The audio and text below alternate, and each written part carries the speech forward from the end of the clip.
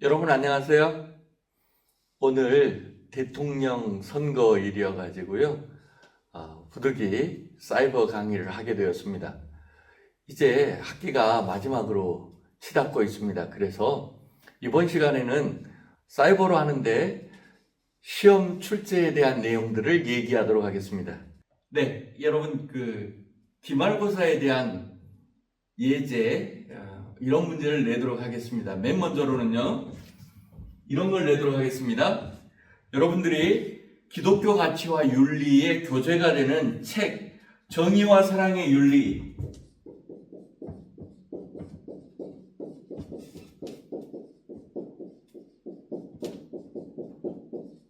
정의와 사랑의 윤리 책을 몇 페이지 읽었는지,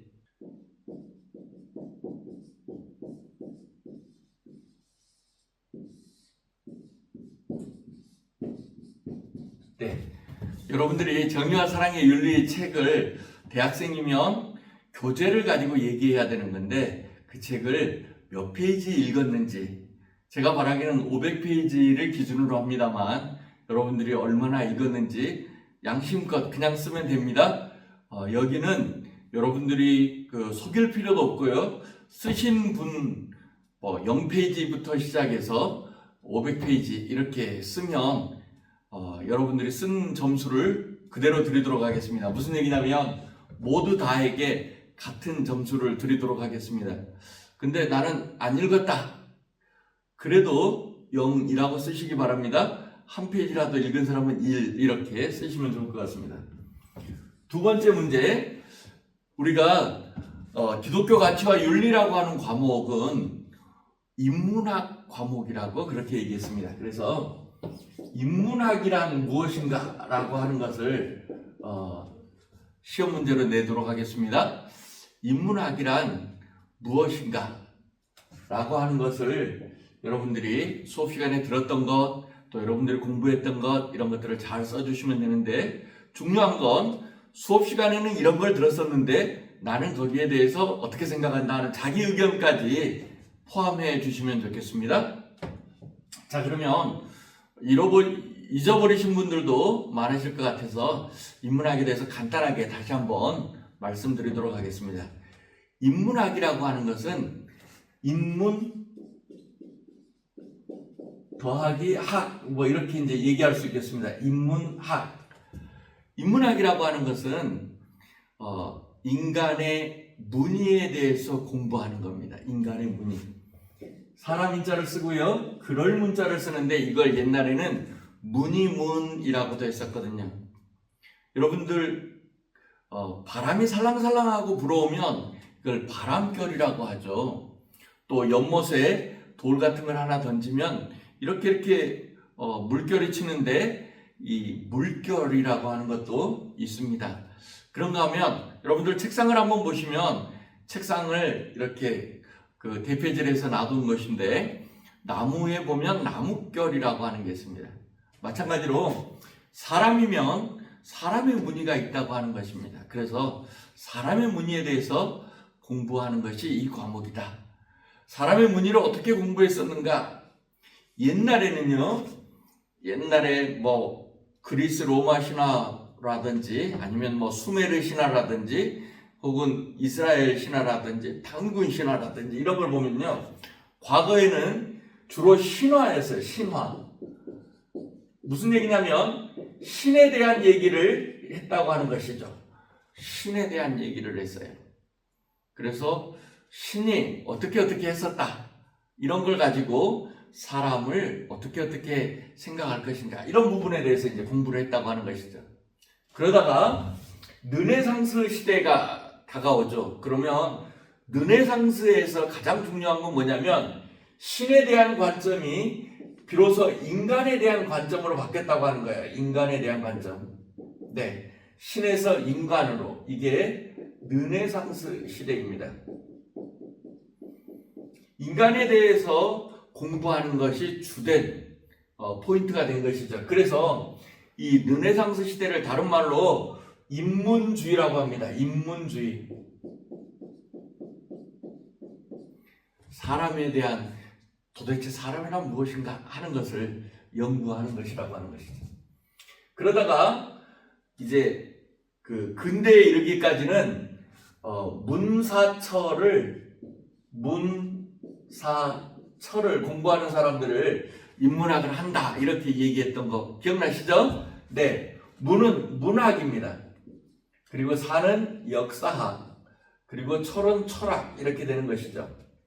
문학이란 인간이란 무엇인가, 인생이란 무엇인가, 삶이란 무엇인가, 나는 누구인가, 나는 왜 사는가, 행복이란 무엇인가, 우리가 추구해야 될 진정한 가치가 있는가 이런 것들을 공부하는 것을 전체로 인문학이라고 하는 건데, 그 중에 문학은 인간의 삶이란 무엇인가, 나는 왜 사는가 이런 것들을 보는 것이죠.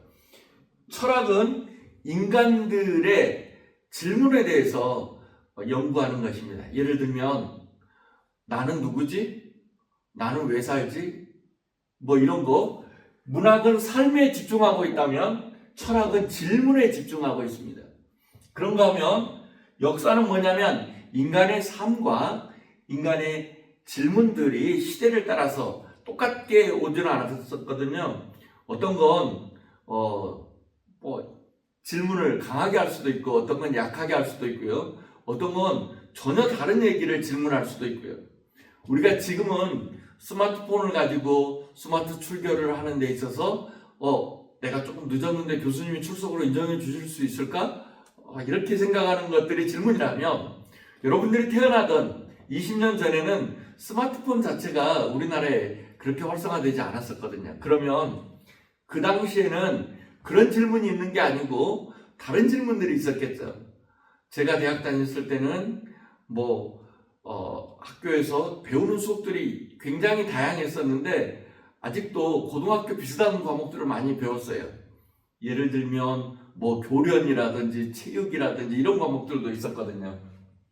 어쨌든 인간들이 살아온 삶, 문학과 인간들이 물어온 질문, 철학의 시대별로 지금 2025년이 다를 수 있고 100년 전이 다르고 1000년 전이 다르고 5000년 전이 다를 수 있다고 하는 것을 생각하면서 문사철을 하는 것을 인문학을 한다라고 얘기했던 것 기억하시면 좋겠습니다.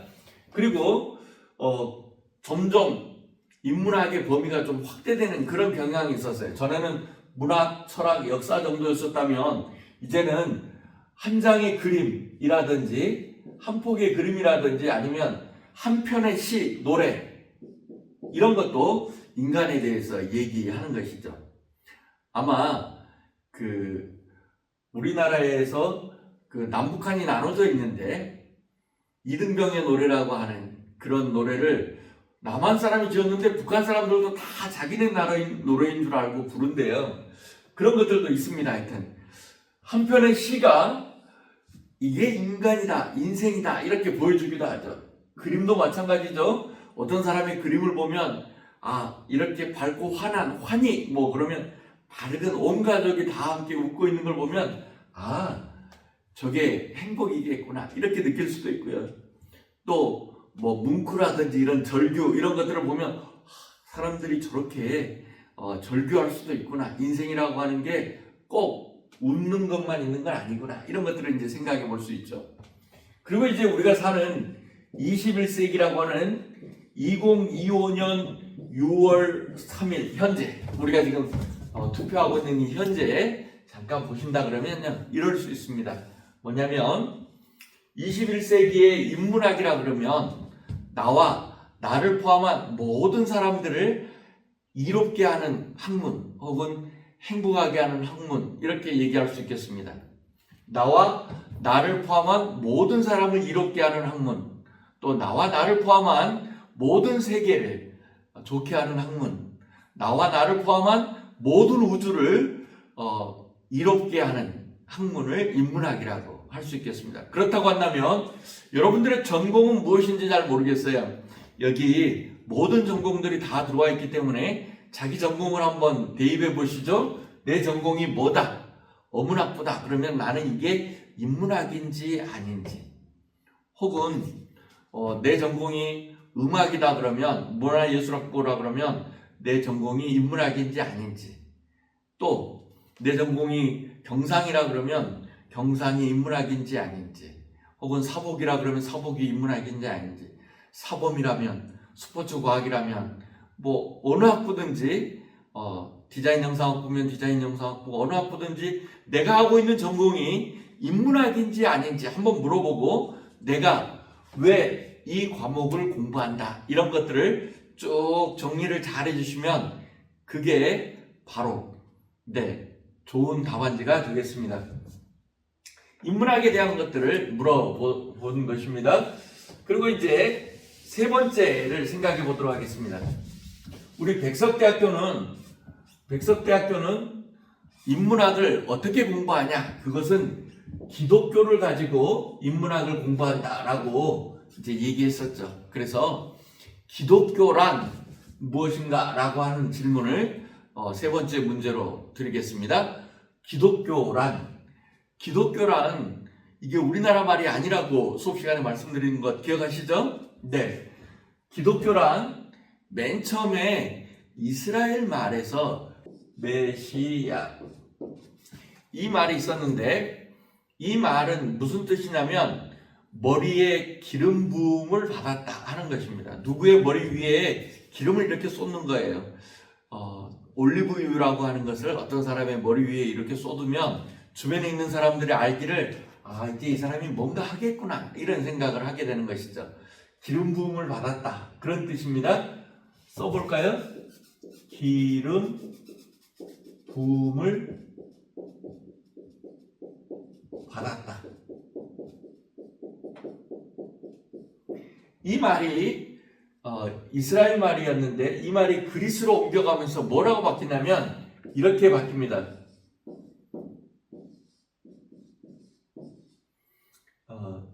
읽기로는 크리스토스 이렇게 읽거든요. 크리스토스라고 읽는데요. 이 말의 뜻은 비슷한 의미인데 뜻으로 이렇게 옮겨가게 됩니다. 그래서 기름 부음을 받았다고 하는 것은 어떤 특별한 임무가 있다는 것처럼, 크리스토스라는 말은 미션이 있는 사람 혹은 임무가 있는 사람, 할 일이 있는 사람을 크리스토스라고 얘기하는 거예요. 그리고 이 말이 영어로 가면 이렇게 바뀌면서 크라이스트라고 합니다. 여기서부터 여기까지 갈 때는 의미로 가는 거고요. 여기서부터 여기로 올 때는 이제 소리로 가는 겁니다. 크리스토스하고 비슷하게 크라이스트라고 영어에서는 얘기합니다. 그리고 이 말이 중국어로 갈 때는 한자로 이렇게 쓰고요. 이렇게 쓰고 읽기로는 지두 이렇게 씁니다. 지두. 이건 크라이스트라고 하는데 또 다른 말로는 그리스도라고도 얘기합니다. 여기를 우리나라 말은 그리스도 이렇게 발음하기도 합니다. 왜냐하면 우리말은 토 이렇게 하는 말을 별로 좋아하지 않기 때문에 그냥 그리스도라고 이제 얘기합니다. 그리스도 비슷하게 그리두 혹은 지두라고 중국에서 그렇게 얘기합니다. 이 말을 한국에 올 때 이걸 그대로 한글로 읽어버리는 거예요. 그래서 여기를 기독 이렇게 이제 읽습니다. 우리가 기독교라는 말의 뜻을 잘 모르는 이유는 의미로 전달되든지 소리로 전달되는 것이라면 어느 정도 짐작이라도 할 수 있을 것 같은데요. 여기 우리는 중국인들이 이렇게 써놓고 발음, 소리로 비슷하게 했는데 비해서 우리는 전혀 다르게, 우리도 한자 문화권인데 한국식으로 한자를 읽어버리는 거예요. 그래서 이게 기, 독 이렇게 읽어버리는 거죠. 그래서 무슨 말인지 잘 모르죠. 거기다가 종교라고 하는 말에 교자가 붙어서 기독교가 되는 것이죠. 여러분, 종교라고 하는 말을 아시나요? 종교는 한자로 이렇게 쓰거든요.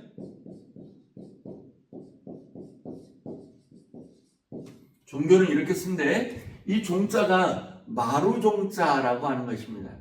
무슨 얘기냐 그러면 제일 꼭대기, 산마루라 그러면 맨 꼭대기를 산마루라 그러는데 마루대는 가르침, 최고의 가르침을 종교라고 합니다. 무슨 얘기냐면 인문학이 인간에 대한 것을 얘기하는데 인간이 인간답게 살기 위해서 배워야 될 게 여러 가지가 있을 것 아니겠어요?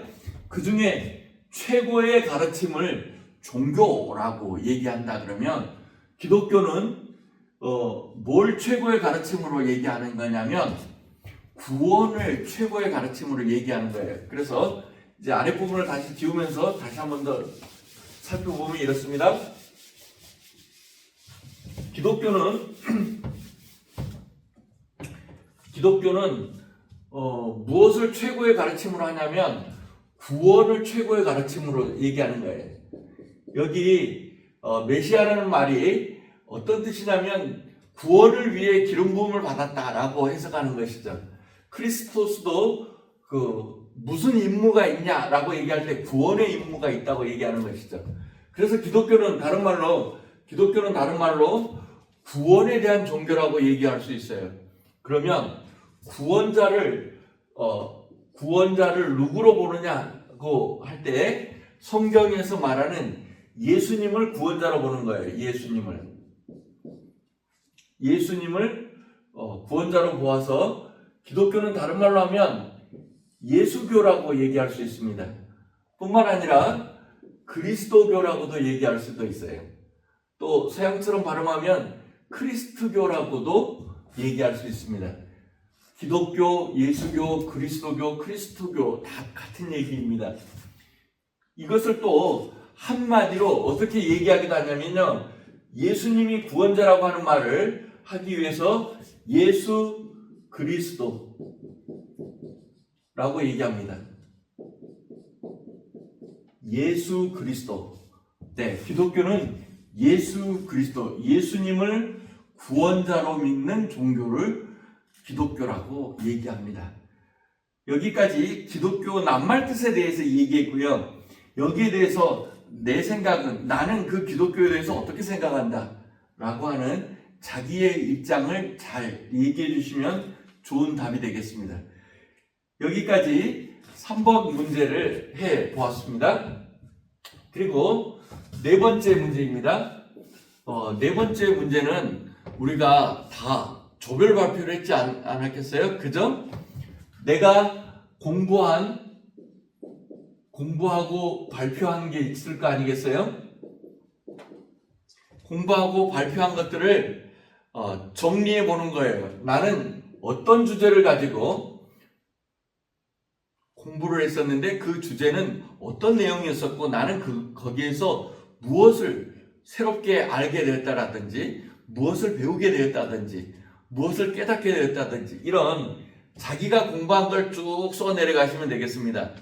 예, 여러분들이 1장을 공부했으면 1장을, 2장을 공부했으면 2장을 여러분들이 발표한 그것을 중심으로 해서 답을 작성하시면 됩니다. 혹 우리 중에 나는 발표는 이걸 했지만 나는 다른 주제에 대해 관심이 많아서 다른 장을 써보고 싶다. 이런 분들도 쓰시면 되겠습니다. 발표에 대해서 쓸 때는 주제에 대해서 집중적으로 쓰시고요. 그리고 함께 공부한 친구들에 대해서 쓰시면 되겠습니다. 함께 발표를 준비했던 사람들 누구 뭐 이렇게 쭉 그 친구는 어떻고 이렇게 쭉 쓰시면 되겠습니다. 5번 문제입니다. 5번 문제입니다. 여러분들께서 기독교 가치와 윤리라고 하는 이 과목을 통해서 우리 클래스에 이제 46명, 40명 이렇게 되는 학생들이 많이 있는데 이 학생들에 대해서 나는 누구누구를 알고 있는가? 인문학이 인간에 대해서 알아가는 거라 그러면 전 세계에 있는 50억 혹은 80억 뭐 이렇게 이제 얘기들을 합니다만 몇 억이 되든지 간에 그 많은 사람들을 다 알 수는 없는 것 아니겠어요? 그 중에 내 주변에 있는 우리 클래스에 나와 있는 친구들이라도 다 알게 된다면 참 좋겠다 이렇게 생각이 됩니다. 그래서 이 수업을 통해서 알게 된 학우들 이름 또 뭐 전공이라든지 뭐 꿈이라든지 특징이라든지 뭐 이런 것들이 쭉 있을 거 아니겠어요? 쭉 한번 써 보시면 좋겠습니다.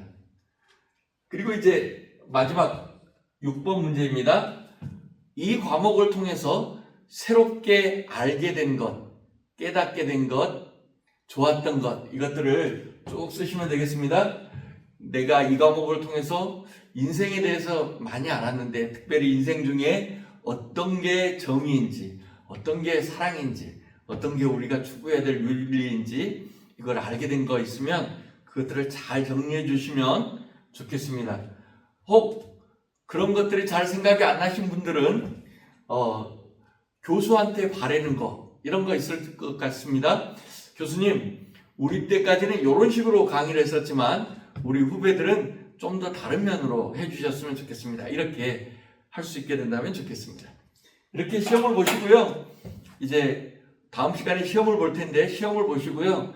그 다음 주에 15주 차에는 피드백을 쭉 이번 학기에 우리가 어떻게 해왔는지를 한번 바라보는 것으로 이번 학기 수업을 마무리 짓도록 하겠습니다.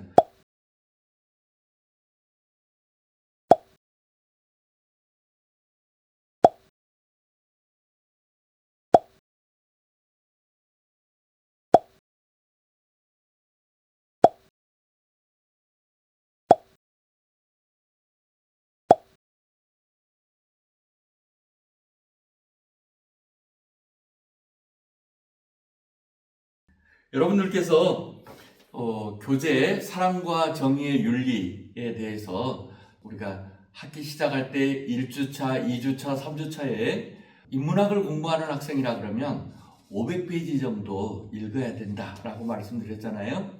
그래서 여러분들이 아마도 1주차, 2주차, 3주차에 500페이지 정도 다는 못 읽어도 꽤 많이 읽으신 것 같아요. 그리고 여러분들이 조별 발표할 때 수업 시간을 통해서 많은 부분에 대해서 여러분들이 책을 읽어온 것으로 압니다. 마지막으로 수업 시간에도 한번 보겠습니다만 지난 시간에 배웠던 것과 이것을 합치면 한 500페이지 정도는 읽었을 것이라고 그렇게 생각이 됩니다. 네, 그래서 제가 책 보는 법부터 시작해서 또 시험이 어떻게 나올 거라는 것, 그리고 학기 말이 되어서 잔잔한 음악을 몇 곡 들려드리는 걸로 해서 이번 시간을 마무리하고자 합니다. 맨 먼저 서문입니다. 우리 교재를 이렇게 살펴보면요, 정의와 사랑의 윤리라고 하는 책을 가지고 있는데 거기 5페이지부터 시작해서 서문, 이 책이 어떤 목적을 가지고 쓰여져 있다 하는 것을 11페이지까지 쭉 쓰고 있거든요. 그래서 여러분들하고 함께 이 책의 서문을 같이 읽어보기를 원합니다. 제가 스크린에 띄울 테니까 한번 저랑 같이 한번 읽어봤으면 좋겠습니다. 기독교 윤리의 두 기둥, 정의와 사랑. 지난 세기에 도덕의 종말을 예언한 사람이 있을 만큼 사회에서 도덕은 밀려나 있었습니다. 기존의 종교, 정치, 사회의 권위를 거부하는 시대였기 때문입니다.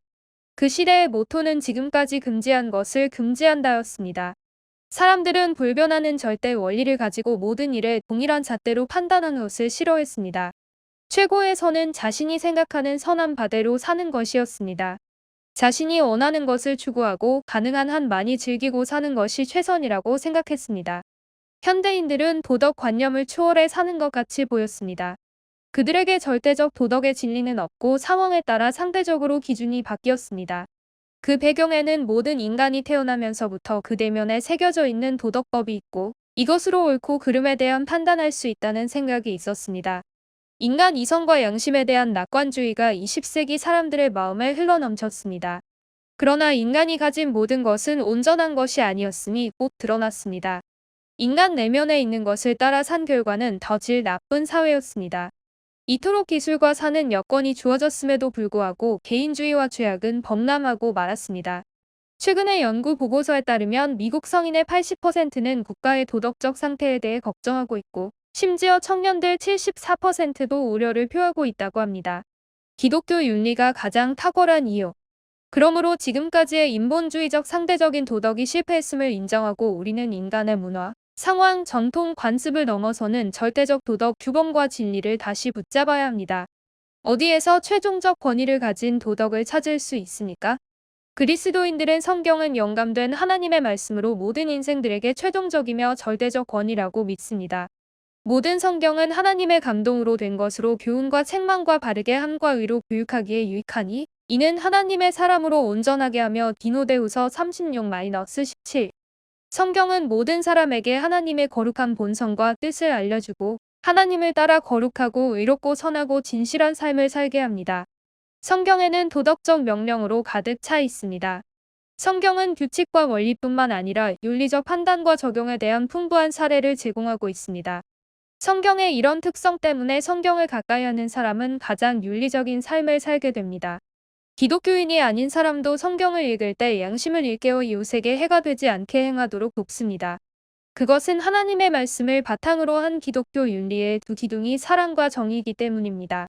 윤리학자들은 이런 타자 중심적 윤리, 공동체의 선을 중심한 윤리는 역사상 어느 종교나 어느 나라 윤리에서도 유래 찾기가 힘들고 오직 기독교에서만 가능하다고 합니다.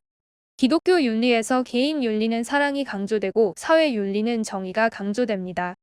혹은 구약 성경에서는 상처에는 상처로, 눈에는 눈으로, 이에는 이로 값을지라는 법칙이 적용된 반면에 신약 성경에서는 너희 원수를 사랑하며 너희를 받게 하는 자를 위하여 기도하라는 예수님의 가르침이 더 강조된다고 할 수 있습니다. 정의가 없이 사랑만 있다면 자칫 사랑이라는 이름으로 억압이 행해지게 됩니다. 또한 사랑이 없는 정의는 무미건조할 것입니다. 그러나 사실 사랑과 정의는 서로 얽혀 있어서 분리해낼 수 없습니다. 가난한 사람을 진심으로 사랑하기 위해서는 반드시 정의로운 사회가 되어야 합니다. 또한 정의로운 사회를 건설하려는 동기는 사랑이어야 합니다. 우리가 사랑과 정의의 윤리를 온전히 실천하려면 어떻게 해야 합니까? 예수님을 본받아야 합니다. 예수님은 자신의 윤리를 이론적 원리로만 가르치지 않고 실천으로 살아내셨습니다. 세상에서 기독교 윤리가 가장 탁월한 이유 또 궁극적인 권위가 되는 이유는 예수 그리스도의 실천적 윤리를 보여주기 때문입니다. 우리가 직면하는 많은 윤리적 문제들의 궁극적인 답을 주는 것은 예수님입니다. 기독교 윤리의 원천은 예수님의 가르침과 모범에 있습니다. 예수님이 아닌 다른 것에서 윤리적인 답을 찾아서는 안 됩니다. 모든 문제의 중심점에 예수님을 두는 것이 기독교 윤리의 이상입니다. 그래서 히브리서 12장 2절은 믿음의 주요 또 우리를 온전하게 하시는 이인 예수를 바라보자고 말씀하십니다. 우리는 예수님의 성품을 본받아 어떤 사람이 되어야 합니까? 첫째, 예수님을 본받아 우리도 세상의 소금이 되어야 합니다. 제자된 우리는 세상의 소금으로서 믿음의 본을 보여야 합니다. 마가복음 9장 50절은 소금은 좋은 것이로되 만일 소금이 그 맛을 잃으면 무엇으로 이를 짜게 하리요 너희 속에 소금을 두고 서로 화목하라 하시니라라고 말씀하십니다. 레위기 2장 13절은 내 모든 소재물에 소금을 치라 내 하나님의 언약의 소금을 내 소재에 빼지 못할지니 내 모든 예물에 소금을 드릴지니라라고 말씀하십니다. 하나님께 드리는 희생물에는 모두 소금을 쳐야 합니다. 여기서 소금의 목적은 희생물이 하나님께서 기뻐하시는 맛을 내도록 하는 데 있습니다.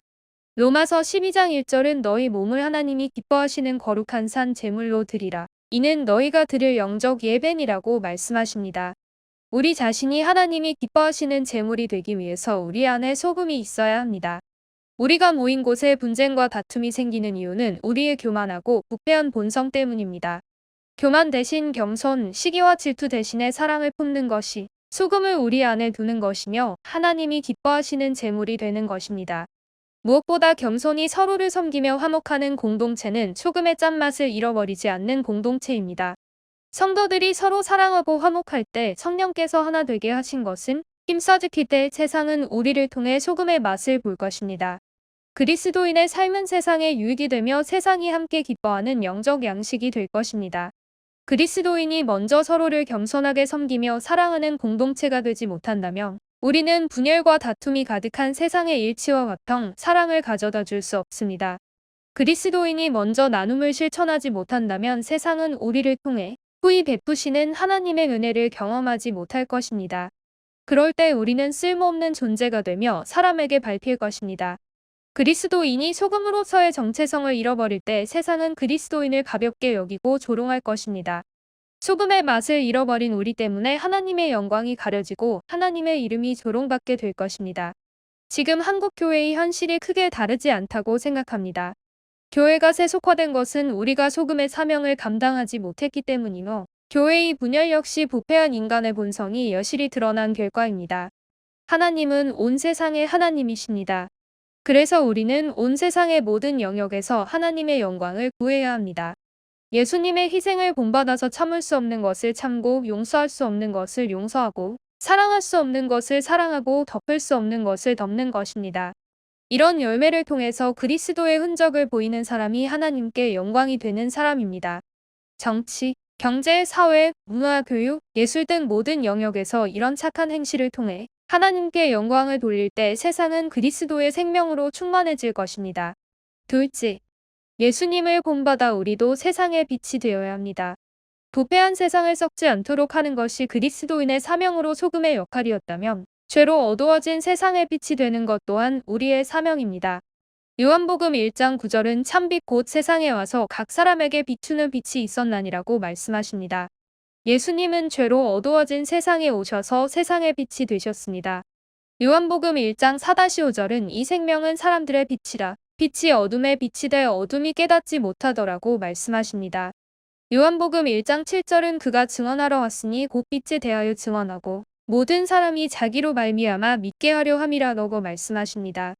세례 요한은 죽음으로 가득한 세상의 생명이 되시는 예수님에 대해 증언하기 위해 왔습니다. 이러한 증언을 통해 모든 사람이 빛이신 예수님을 믿게 하는 것이 우리의 사명입니다. 복음 전파를 통해 죽어가는 영혼을 살리는 것이 우리가 세상의 빛이 되는 길입니다. 우리가 본받아야 하는 것은 죄로 가득한 이 세대가 아니라 참된 빛이신 예수 그리스도입니다. 로마서 15장 5-6절은 이제 인내와 위로의 하나님이 너희로 그리스도 예수를 본받아 서로 뜻이 같게 하여 주사 한 마음과 한 입으로 하나님 곧 우리 주 예수 그리스도의 아버지께 영광을 돌리게 하려 하노라고 말씀하십니다. 예수 그리스도를 본받을 때 우리는 분열과 다툼을 그치고 서로 뜻을 같이 할 수 있습니다. 한국교회 분열을 해결하는 길은 오직 예수 그리스도 안에서만 가능합니다. 예수 그리스도가 우리 안에, 우리가 예수 그리스도 안에 있을 때 모든 허다한 문제들을 해결할 수 있습니다. 누구의 잘잘못을 따지기 전에 스스로의 죄를 먼저 자백하고 회개하는 길은 예수님 안에서만 가능하기 때문입니다. 로마서 15장 7절은 그러므로 그리스도께서 우리를 받아 하나님께 영광을 돌리심과 같이 너희도 서로 받으라고 말씀하십니다. 죄 없으신 그리스도께서 죄 많은 우리를 용납하신 것처럼 서로의 허물을 사랑으로 덮어주고 용납함으로써 희생과 봉사의 삶을 사는 것이 그리스도를 본받는 것입니다. 이처럼 그리스도를 본받는 성도들의 삶은 하나님 아버지께 영광을 돌리게 됩니다. 말과 사랑과 믿음이 행함의 열매로 나타나야 한국 교회가 사회적으로 지탄을 받는 어려운 현실이 우리 앞에 있습니다. 그러나 교회가 해야 할 일은 우리를 박해하는 사람들을 긍휼히 여기고 그들을 그리스도의 사랑으로 품어야 합니다. 세상의 도전과 박해가 교회를 무너뜨리는 것이 아니라 우리가 빛 대신 예수 그리스도를 본받지 않기 때문에 위기가 찾아오는 것입니다. 빛이신 예수님을 본받는 것은 행함의 열매로 나타납니다. 디모데전서 4장 12절은 누구든지 내 연소함을 업신여기지 못하게 하고 오직 말과 행실과 사랑과 믿음과 정절에 있어서 믿는 자에게 본이 되어 내가 이를 때까지 읽는 것과 권하는 것과 가르치는 것에 전념하라고 말씀하십니다. 디모데는 비록 나이가 어렸지만 말과 사랑과 믿음과 정절에서 본이 되는 영적 지도자였습니다. 말과 행실과 사랑과 믿음이 우리 행함의 열매로 나타나야 합니다. 그것이 그리스도를 본받는 교회와 성도의 참된 모습입니다. 아무쪼록 정의와 사랑의 윤리의 독자들인 청년, 대학생인 젊은이들이 새로운 삶의 길과 진리와 생명을 주시는 예수 그리스도를 만나는 변화의 기회와 은혜를 충만히 받기를 소망합니다. 이 책의 발간을 통해 더 많은 젊은이들이 하나님을 만나 영적 생명을 회복하여 승리하는 인생길로 나아가기를 바랍니다. 새롭게 단장된 정의와 사랑의 윤리 교제를 대하는 젊은이들의 마음속에 선지자 아모스의 외침이 강물처럼 흐르기를 간절히 기도합니다. 오직 정의를 물같이 공의를 마르지 않는 강같이 흐르게 할지어다. 오직 하나님께 영광.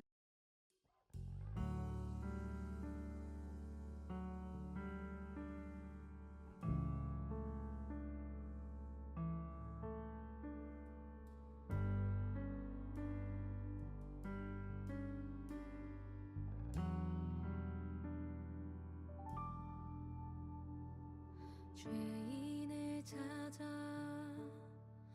오신 주님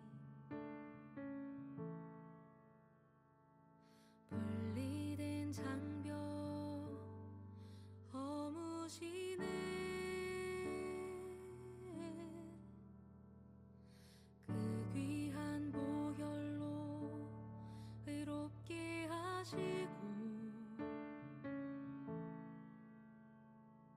하나님과 우리 화평케 하셨네. 내 가는 길 그 걸음마다 화평이 있게 하소서. 내 삶을 통해 하나님의 의와 공의가 강물처럼 흐르게 하소서. 내 가는 길 그 걸음마다 화평이 있게 하소서. 내 삶을 통해 하나님의 의와 공의가 강물처럼 흐르게 하소서.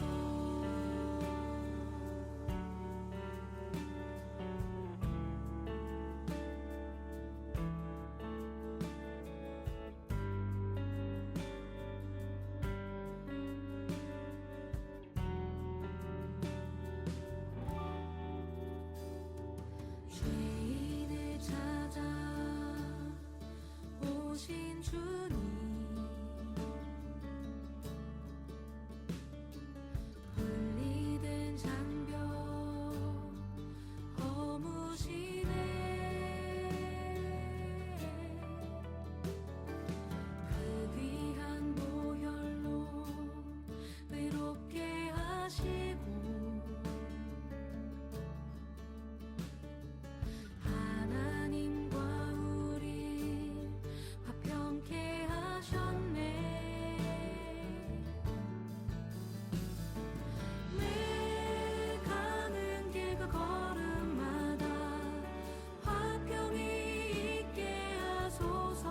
내 삶을 통해 하나님의 의와 공의가 강물처럼 흐르게 하소서. 내 가는 길 그 걸음마다 화평이 있게 하소서. 내 삶을 통해 하나님의 의와 공의가 강물처럼 흐르게 하소서.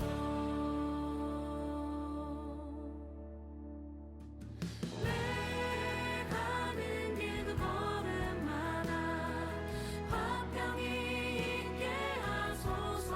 내 삶을 통해 하나님의 의와 공의가 강물처럼 흐르게 하소서. 내 가는 길 그 걸음마다 화평이 있게 하소서. 내 삶을 통해 하나님의 의와 공의가 강물처럼 흐르게 하소서. 가는 길 그 걸음마다 화평이 있게 하소서. 내 삶을 통해 하나님의 의와 공의가 강물처럼 흐르게 하소서.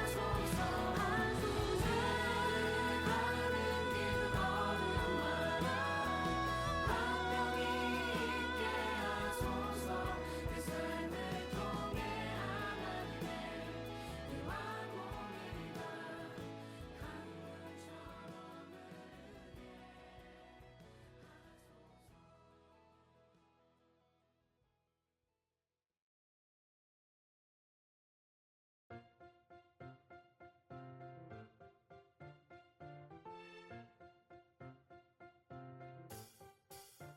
강물처럼 흐르게 하소서.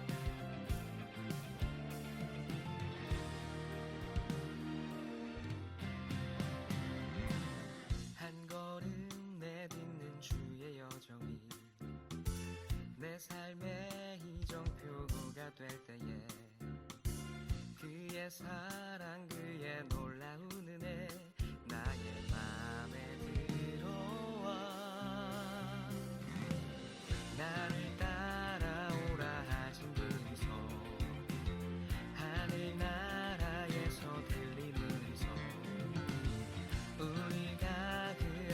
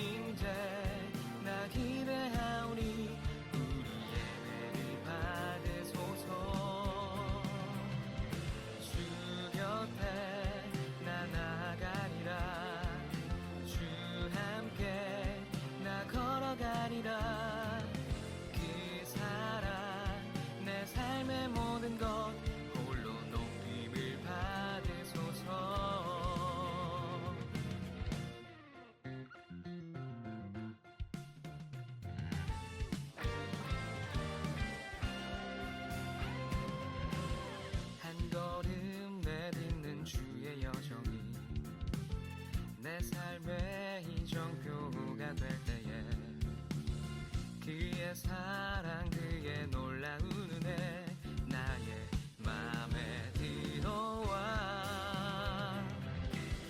나를 따라오라 하신 금소 하늘나라에서 들리는 음성 우리가 그 앞에 나아갈 때에 주님이 반드시리라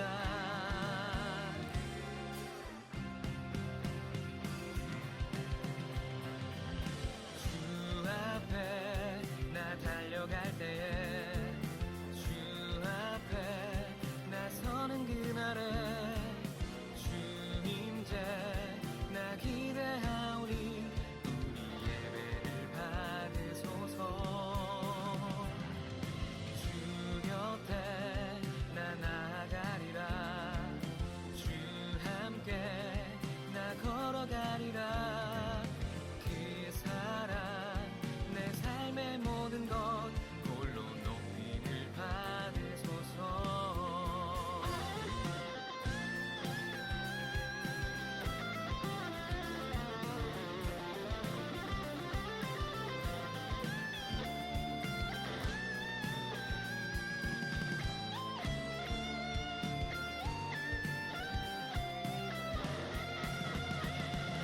주 앞에 나 달려갈 때에 주 앞에 나서는 그날에 주 임재 나 기대하오니 우리 예배를 받으소서 주 곁에 나 나가리라 주 함께 나 걸어가리라 그 사랑 내 삶의 모든 것 홀로 높임을 받으소서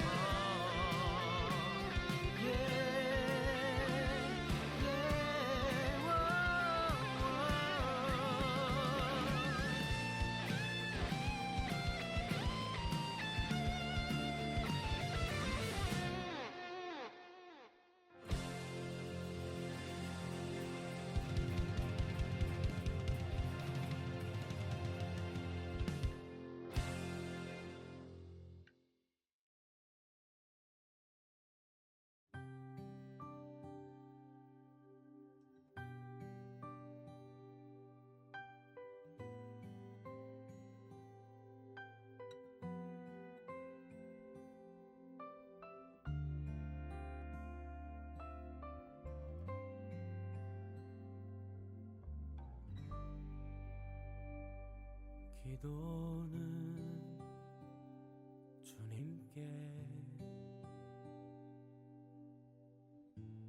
모든 것 드러내는 것 기도는 주님께 도움을 요청하는 것 기도는 주님과 함께 호흡하는 것 기도는 주님께 완전히 엎드리는 것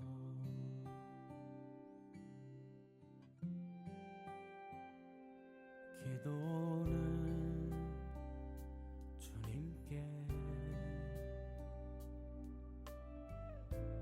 모든 것 드러내는 것 기도는 주님께 도움을 요청하는 것 기도는 주님과 함께 호흡하는 것 기도는 주님께 완전히 엎드리는 것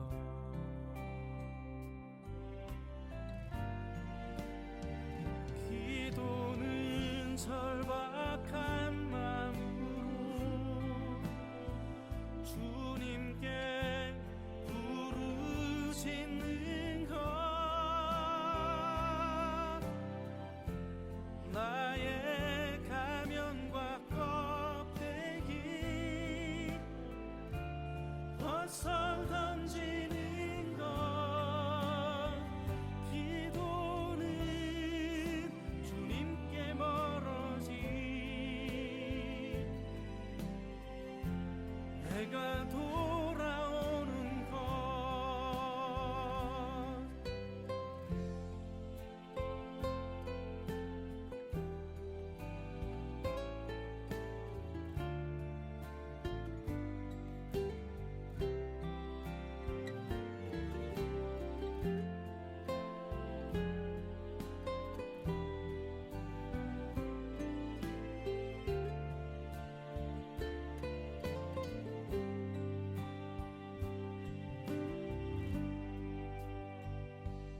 기도는 주님께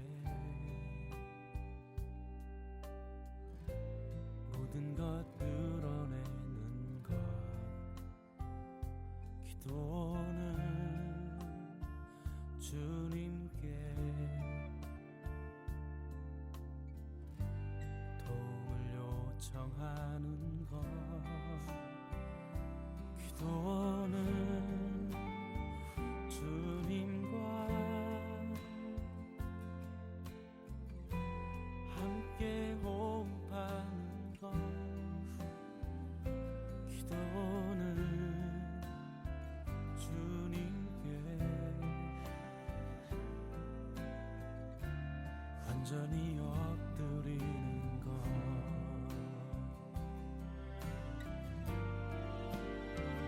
기도는 절박한 마음으로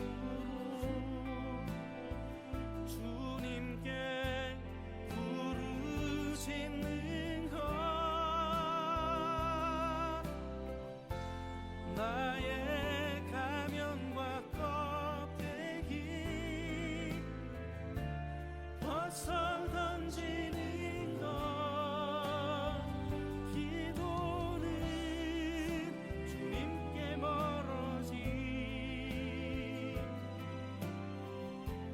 내가 돌아오는 것 기도는 절박한 마음으로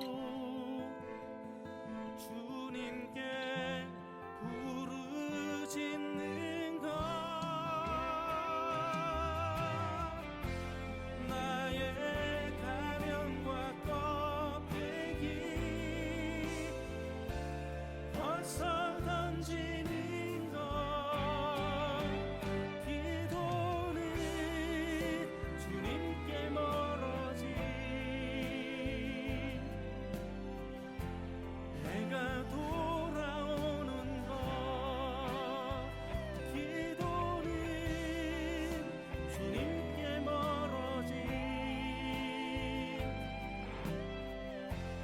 내가 돌아오는 것